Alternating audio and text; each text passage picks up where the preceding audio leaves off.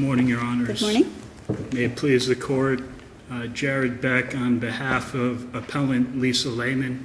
And if it would please the Court, I'd like to reserve 2 minutes for rebuttal. Thank you. Thank you. I'd begin with the procedural issue on appeal, which at the hearing that Judge Hendon held on Ms. Lehman's motion, he appeared to deny our motion on procedural grounds, and Quayside, the appellee in this case, has raised it again on appeal, which is that Ms. Lehman's motion to enforce the underlying judgment that was entered in this case by Judge Hendon back in 2009, that her motion to seek an order enforcing that judgment was procedurally improper. The judgment that you're talking about, that you're seeking to enforce, was a deck action. That is correct. Asking to declare what the rights of the parties were, and it was solely limited to that. And the deck action asked was for a determination of whether the association was subject to and governed by Chapter 718. And the trial court made that finding that, yes, it was. Isn't that all that you proceeded under initially was a deck action? It was a deck action, but the court's order and the findings of Judge Hendon was not limited simply to the declaration that the defendant is a condo association subject to Chapter 718. It also found, critically, at paragraph 20 of the judgment, which appears on page 20 of the appendix, that pursuant to Florida Statute 718-104 sub 2, the Towers of Quayside as a condominium, as all of the property within Towers of Quayside has been submitted to condominium property. So, number one, Judge Hendon found that the Towers of Quayside is a condominium. And then he entered a enumerated list of adjudications, which states that paragraph 23, that the defendant is a condo association pursuant to Florida Statute Chapter 718. And then he stated that the defendant is subject to Florida Statute Chapter 718 and must immediately comply with the requirements of Florida Statute Chapter 718 in its entirety. So when you look at Judge Hendon's underlying order, the rulings in that order and the findings in that order stretch beyond the simple statement of declaration. How could the trial court, I mean, it's almost like, if you file a deck action, you're asking what are your rights, make that determination, and then the trial court's going to say, okay, I'm going to tell you what your rights are, and although this has not been pled or requested, I'm going to tell you that I'm going to retain jurisdiction in perpetuity to make sure you're complying with all of your obligations under Chapter 718. How is that even possible? How can a trial court retain jurisdiction in perpetuity to determine whether there's been compliance under all of the regulations under 718 forever and ever? Well, on a deck action. On a deck action. Well, Your Honor, I was not counsel in the underlying litigation. I only was retained for purposes of Ms. Lehman's motion to enforce a judgment. But I can say that if there's any question such as you just raised as to the scope of a declaratory judgment action, that's for the defendant to raise in the underlying litigation and on appeal if necessary. Let me just add to that a little bit. I don't see anything in paragraphs 21 through 25 of that judgment of the deck action that requires the defendant in that action to take any affirmative action to write any new document. Well, because that's really what this is about. Right, and immediately comply. What could be more affirmative? Comply with the requirements of the chapter. what could be more affirmative than to say to someone, you must immediately comply with this law, number one. Number two, But assuming they don't comply, then wasn't the trial court correct in saying if there is a lack of compliance, then you have to file a separate action, do something different in order to enforce compliance? Section 86.061 of the Florida statutes, that's the statute which provides that a court may effect supplemental relief to ensure compliance with declaratory relief orders. That's precisely what we did in this case. We filed a motion for the court. We set forth a series of requests for supplemental relief that we believe are required to be undertaken in order for this order to have any effect. I mean, to get back to Judge Fernandez's question, where does it say in this order that there must be an affirmative obligation to write any documents?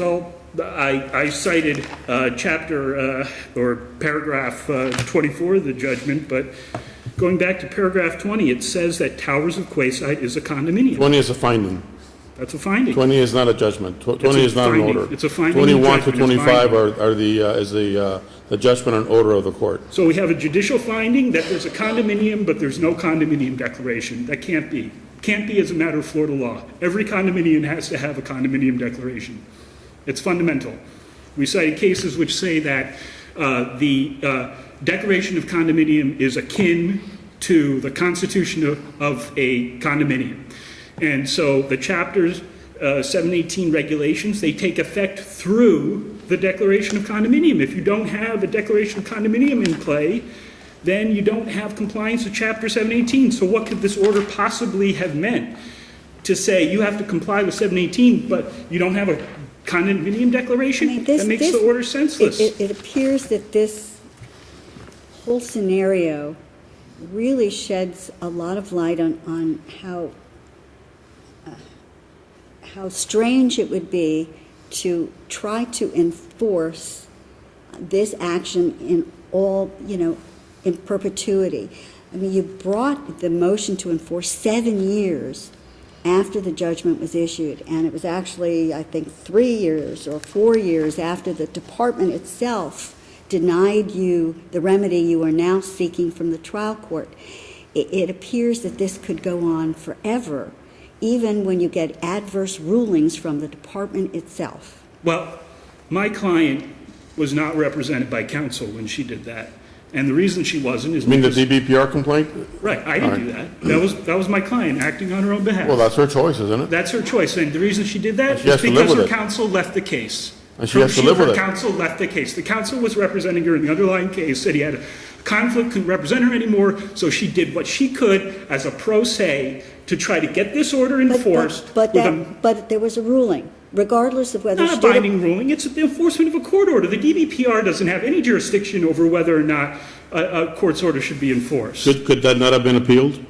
That can't be appealed. The That's a DBPR ruling could not have been regulatory- appealed? It's a regulatory a gloss on a judicial order. It has nothing to do with whether or not a condominium association defendant in this case is violating the judicial order. But listen, you have to understand that your view of that deck action judgment may not be consistent with our view of the deck action judgment or what it requires. I see your body language, I see your demeanor, I see the way that you're arguing. I've been nothing but respectful, Your Honor. No, I take didn't offense to say that. you were disrespectful.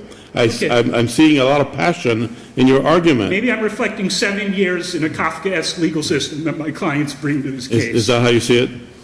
Yeah, I understand your argument. I don't think there's anything more for me to say. What's that? I understand your argument. Thank you, Your Honor.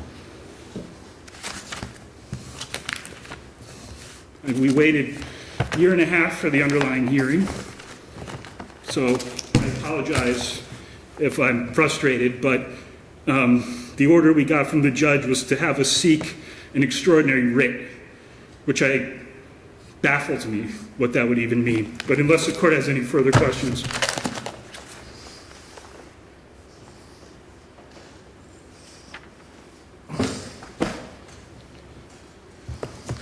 Good morning, Your Honors. morning. Mark Halpern of Halpern Rodriguez on behalf of the Appellee Towers of Quayside. If the appellant was dissatisfied with the department's ruling, did the appellant have the remedy of seeking review in the Circuit Court Appellate Division? Or the district court, Or right? district court, either way, from an agency ruling? I believe they do have that right. In addition, they had what Your Honors brought up, which was the ability at any time to move for supplemental relief. If they felt that the deck judgment did not grant them what they sought, we all know that supplemental relief can be moved for and granted by the court. That's really the key here. I think you heard opposing counsel say that they did move for supplemental relief. Respectfully, I think he is either attempting to misguide this court or simply doesn't understand the difference between a motion for supplemental relief and a motion to compel compliance with a final judgment and for contempt. Because as this panel understands, they are asking for some extraordinary things here. Not asking, they are saying that my client violated a final judgment by not recording a brand new declaration of condominium. Well, it seems to me that what they want is for the Master Association to become the only condominium association for all 5 of the sub-associations and do everything the same way for everyone. Yeah. But that's not the way it works, and Heron deals with that issue, doesn't it? Absolutely. And really what they're saying is take a master, or in this case, a declaration of covenants, restrictions, and easements that's been in effect for 36 years, since 1981, the Bible, the Constitution of this master association. And they're saying, you know what? Since the final parcel, the 6th parcel in this phase condominium complex, since it was declared a condominium, that one last I sub-association. hate to interrupt you, Please. but I'm going to anyway. Is that you are now arguing the merits. And since the trial court didn't address the merits, I don't know that we even need to address them. I think that's an awfully fair point, and I agree with you.